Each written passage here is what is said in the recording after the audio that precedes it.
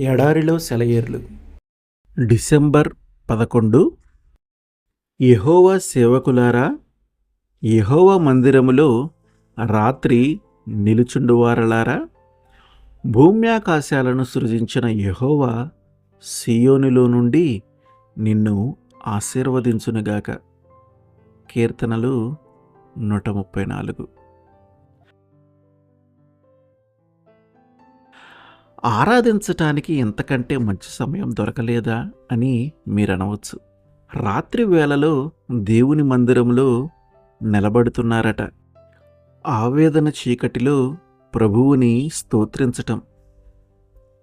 అవును, అందులోనే దీవెన ఉంది. అదే విశ్వాసానికి సరియైన పరీక్ష. నా పట్ల నా స్నేహితుడి ప్రేమ ఎలాంటిదని చూడాలంటే నా కష్టకాలమే తగిన సమయం. దేవుని ప్రేమ విషయం కూడా అంతే. వాతావరణం నిర్మలంగా ఉన్న వేళ, చెట్లన్నీ చిగిర్చి పండ్లతో నిండి ఉన్న వేళ, గాలంతా ఆనందగానాలతో నిండి ఉన్న వేళ దేవుణ్ణి పూజించటం తేలికే. చెట్లు వాడిపోయి పాటలు ఆగిపోయినప్పుడు కూడా నా హృదయం అలానే దేవుని స్తుతించగలదా? రాత్రి వేళల్లో నేను దేవుని మందిరంలో నిలబడగలనా? ఆయన కల్పించిన రాత్రిలో ఆయనపై ప్రేమను నిలుపుకోగలనా?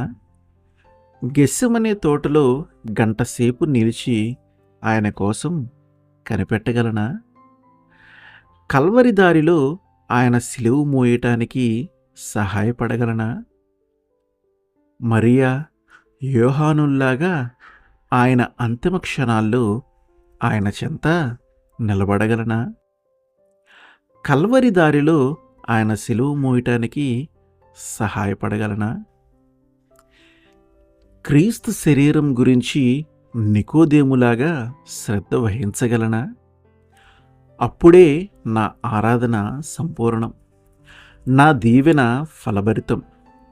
ఆయన అనుమానాలు పొందుతుండగా ఆయనపై నా ప్రేమ నిలిచి ఉంది. ఆయన నికృష్ట స్థితిలో ఉండగా నా విశ్వాసం ఆయనపై కేంద్రీకృతమైంది. ఆయన మారువేషంలో ఉండగా నా హృదయం ఆయన రాజరికాన్ని గుర్తించింది.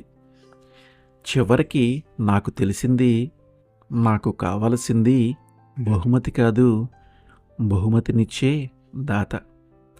రాత్రిలో ఆయన మందిరంలో నిలుచున్నానంటే ఆయనను నేను స్వీకరించానన్నమాట. శాంతి సమాధానాలు కాదు, దేవుడే నా గమ్యం. దీవెనలు కాదు, వాటినిచ్చే దేవుడే. నడిపించే బాధ్యత ఆయనదే, నాది కాదు. ఏమి ఎదురైనా, ఏదారైనా దేవుని గమ్యాన్ని వెదికింది విశ్వాసం, గమ్యం చేరుస్తాడని నిరీక్షించింది ప్రేమ. నా విన్నపాలను అంగీకరించి నడిపించాడాయనే కడదాకా. చీకటి దారైనా, భారమైన దూరమైన, చెల్లించవలసిన ధర ఎంతైనా గమ్యాన్ని నేనెలా చేరగలనో నేర్పాడు. ఆ దారి ఇరుకైన తిన్నని దారి. ఆయన అడిగిన దానిని కాదనలేను, ఆయన చెంతకి చేరక ఉండలేను. అనుదినం నా ప్రభువుకి ఘనత, ఆ ఘనతలోనే నా జీవన ఫలం. ఆమెన్.